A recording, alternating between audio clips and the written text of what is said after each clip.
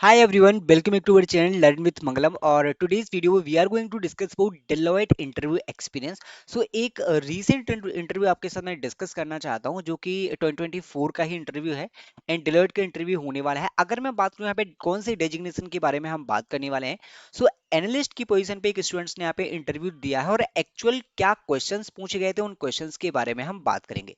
सो जो इंटरव्यू का रिजल्ट था वो पॉजिटिव था। It means he got selected for this hiring. Okay, so as a analyst क्या क्वेश्चंस आपसे पूछे जा सकते हैं अगर आप इंटरव्यू देने जाते हैं, तो आप इस इंटरव्यू एक्सपीरियंस को एक बार देख सकते हो, तो आपको आइडिया लग जाएगा। एक देखो, एग्जैक्ट तो किसी भी इंटरव्यू में क्वेश्चन नहीं पूछा जा सकते हैं, बट आपसे आपको एक आइडिया लग जाएगा किस टाइप के क्वेश्चंस आपसे पूछे जा सकते हैं। ओके, सो फर्स्ट जो क्वेश्चन था वो है इंट्रोड्यूस योरसेल्फ। जो स्टूडेंट्स ने क्या किया, 3 मिनट में यहाँ पे कंप्लीट हुआ। 3 मिनट में किस तरीके से आपको इसको लेंदी करना है, क्या आपको यहाँ पे मेंशन करना है, मैं आपको बता देता हूँ। अगर आप इंट्रोडक्शन यहाँ पे प्रिपेयर करते हैं तो मैं आपको क्लियर बता दूं।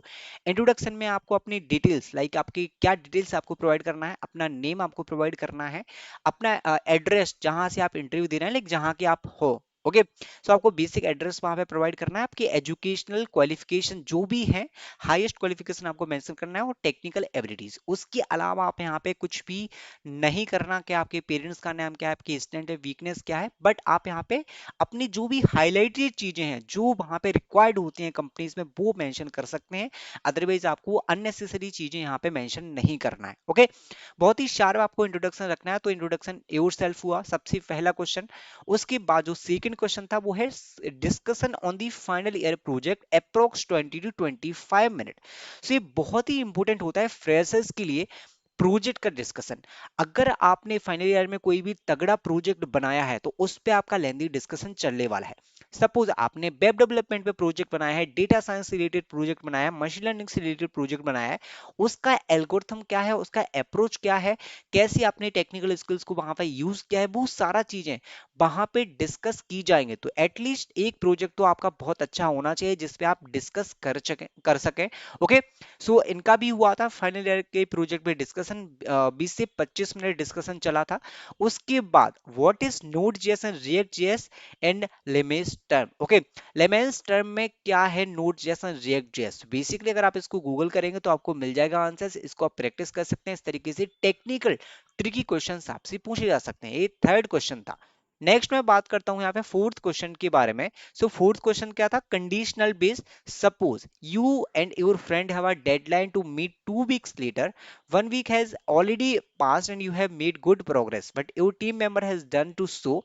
How will you handle such a situation in a team meeting with the team lead? Okay, so basically आपके situation based questions होते हैं। कंसल्टिंग फिक्स में बहुत सारी ऐसे क्वेश्चन पूछे जा सकते हैं, और आपको उसी टाइम पे इस तरीके से माइंड सेट में बैठना होता है कि आप उस टाइप पे सोच के इस तरीके से क्वेश्चंस को आंसर कर पाएंगे। किस तरीके से आप यहाँ पे टीम मैनेज करेंगे, किस तरीके से टीम लीड के साथ बिहेव करेंगे, किस तरीके से अपने वर्क को मैनेज करेंगे, इसलिए इस टाइप के क्वेश्चन से आपसे पूछे जाते हैं। ओके, सो बेसिकली क्वेश्चन था, आप इसको ध्यान से समझेंगे, ध्यान से सोचेंगे, और अभी के अभी कमेंट करके बताएंगे कि आपका आंसर इस पे क्या होगा। आप डेफिनेटली अगर वीडियो को देख रहे हैं, अगर आप इसको आंसर कर सकते हो तो कमेंट में जरूर लिखना, और मैं आपको बता दूंगा कि आपका आंसर करेक्ट है या नहीं है। आप किस तरीके से इसको आंसर कर पाएंगे, सभी स्टूडेंट्स यहाँ पे कमेंट कर सकते हैं, ताकि बाकी स्टूडेंट्स भी आपके आइडिया पता लग जाए कि आप किस तरीके से आंसर करने वाले हैं, और आपको भी अपना आइडिया पता लग जाए कि आप किस तरीके से उसी पॉइंट ऑफ टाइम पे इस क्वेश्चन का आंसर कर पाएंगे। ओके,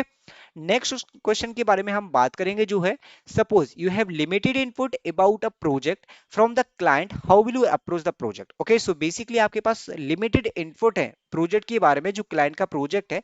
उसके बाद क्या है, आप प्रोजेक्ट को कैसे अप्रोच करेंगे, ओनली लिमिटेड पॉइंट्स हैं, तो आपको क्या करना है, अंडरस्टैंड करना उन लिमिटेड इनपुट्स में से कि प्रोजेक्ट का क्या है, क्या प्रोजेक्ट होने वाला है, किस तरीके से आप उसमें अपना लाइक दे पाओगे अपना पूरा टाइम, किस तरीके से आप अपनी स्किल्स को यूज कर पाओगे, वो सारी चीजें आपको यहाँ पे बताना है। उस तरीके से सोचना है, तो इस क्वेश्चन का आंसर भी आप कर सकते हैं, जो कि फिफ्थ नंबर का क्वेश्चन था।